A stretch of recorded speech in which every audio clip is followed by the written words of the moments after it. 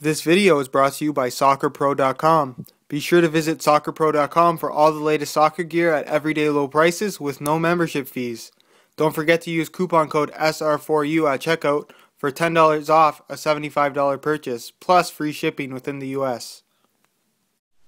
Hey guys, Josh from soccerreviewsforyou.com, bringing you a comparison video of arguably two of the most popular high-end shoes on the market, and that is the Nike Mercurial Vapor 8 ACC and the brand new Adidas F50 adizero miCoach 2, or the adizero 4, whatever you want to call it, in the synthetic model.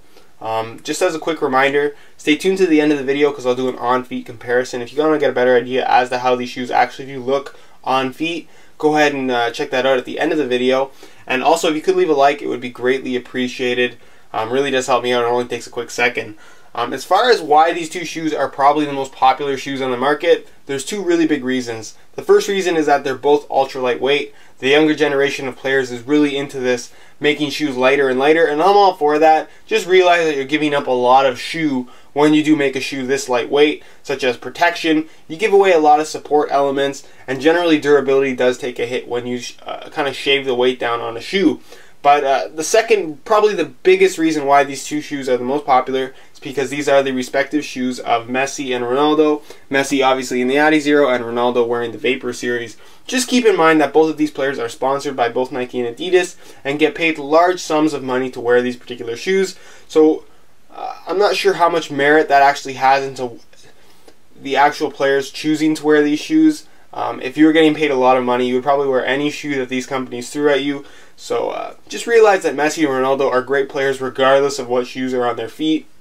But that's not to say that the adizero and the Vapor are not great shoes. If you asked me in the past what my preference was in comparing the adizero line and the Vapor line, I would always tell you the Vapor line, simply because I feel like the fit has always been really solid from the Mercurial series from Nike. Nike kind of invented the thin synthetic shoe, and I still feel like they're probably the dominant competitor as far as producing really high-end synthetics that are nice, good quality. And the Vapor 8 is really a testament to how good and how far along Nike has brought synthetics on the market. The Vapor 8 uses a very thin Teijin synthetic, all conditions control upper. The synthetic is incredibly thin. I'm sure you guys, a lot of you have seen me poke my finger through here just to show you how thin and how soft it actually is. It's pretty amazing that the synthetic is strong enough to hold your foot in place, given how thin and how soft it actually is. It's almost like a super thin layer of leather. No padding at all in here, and because of how tight the actual shoe fits, you can see how tightly it's cut in the midfoot area. Really does hug your foot nice and tight and gives a true barefoot feel. Probably the best barefoot feel that you can possibly get out of all of the thin synthetic shoes on the market. Of course, the newer models also feature ACC, all conditions control, which is essentially a wet control element. I'm sure a lot of you guys have heard me talk about this. Basically, it keeps the upper of the shoe dry when playing in wet conditions, at least the outside surface of the upper. So you have a little bit better touch on the ball in the wet conditions, simply because the upper stays nice and dry, so there's better friction between your foot and the ball.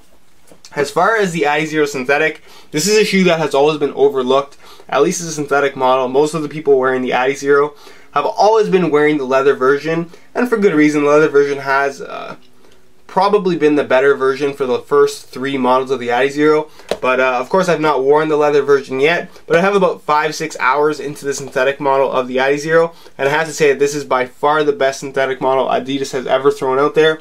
The fit is much improved, which you guys will see in the on-feet portion of this kind of comparison video. They really did a good job, and it fits very, very similarly to the adizero. It's a much narrower cut, and the toe box shape issues are fixed this time around.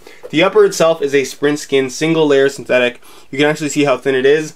It isn't as soft as the Teijin synthetic at all, but it fits really nicely and has a nice solid feel to it. Both of them are going to offer very, very solid barefoot feels. This is just going to be a little bit more rigid, where that one's going to be a little bit softer. I also really like this texturing that Adidas put on the upper here.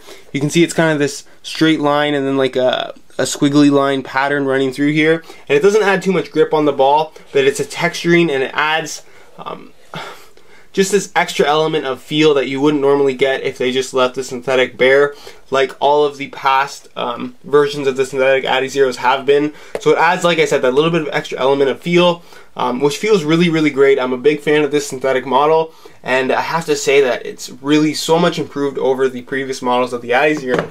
As far as fit is concerned, these are both going to be fairly narrow in terms of fit. They're not going to be super narrow. I would say about a regular width foot.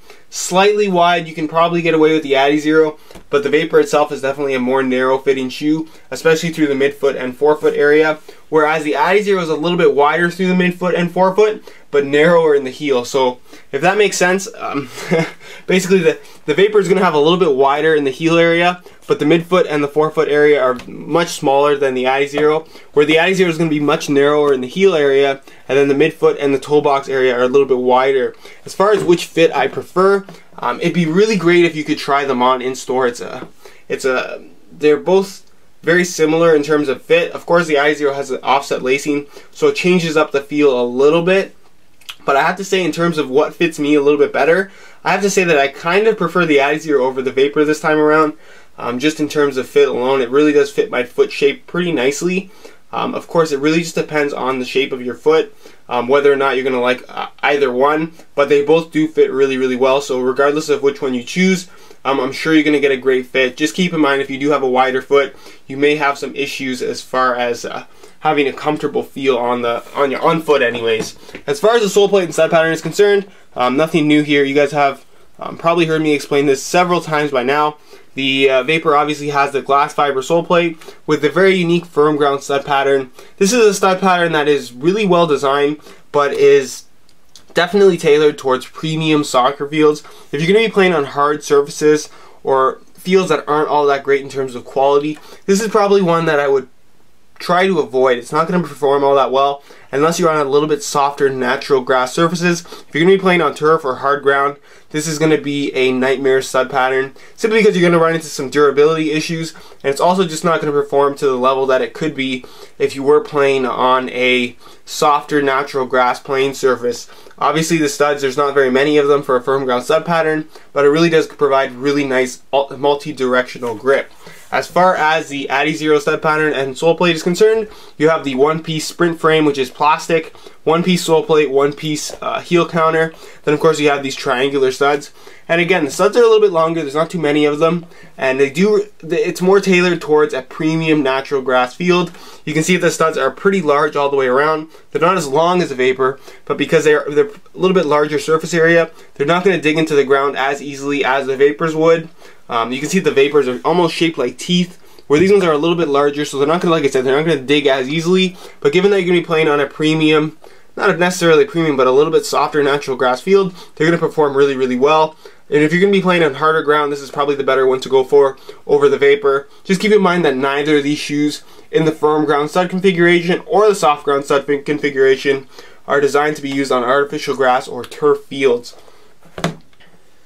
Alright, as far as weight is concerned, when you're buying a shoe of this type, a lot of people are concerned about having the lightest shoe possible, and both of these shoes are very, very lightweight and feel about the same on feet.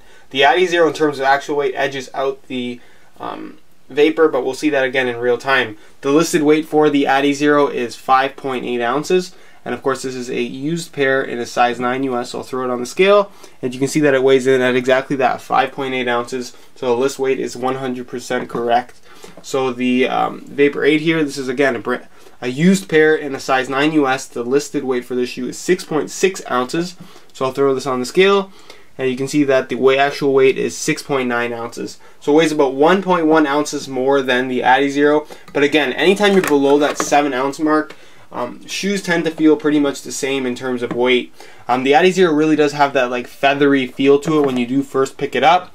But again, when they're on feet, it's very, very difficult to tell the difference between the two in terms of weight, especially when you pull those laces tight.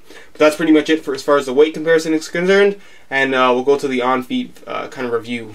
Alright, now that you can see them both on feet, they both fit really, really well. You can see that there's pretty much that zero space between the two, and as far as just standing here, the upper on the Vapor 8 is pretty much completely smooth. It fits pretty much like a sock on my foot, where I don't know if you guys can see that, but there's a very slight fold right here on the Adizero. So again, the fit is not perfect, And I think this is mainly due to the actual softness of the synthetic rather than the actual fit of the shoe.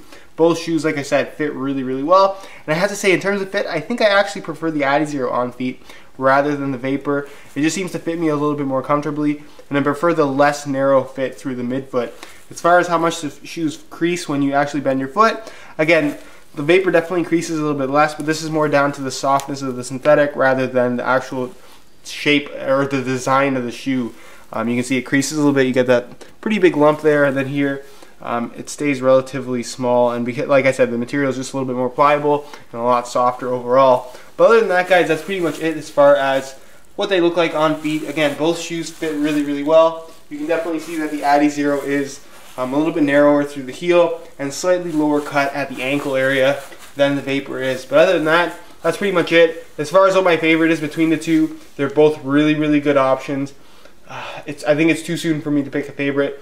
Ask me again in about a month or so when I get some more time into the Adizero, and perhaps I can give you that answer. In the meantime though, guys, if you do want to check out the review pages for both of these shoes, there will be links in the description if you do want to check that out.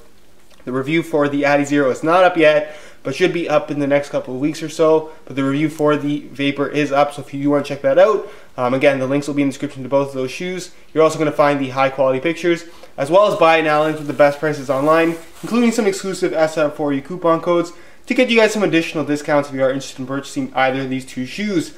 Other than that, guys, I hope you enjoyed the video. If you could leave a like, it would be greatly appreciated. And as always, guys, thanks for watching.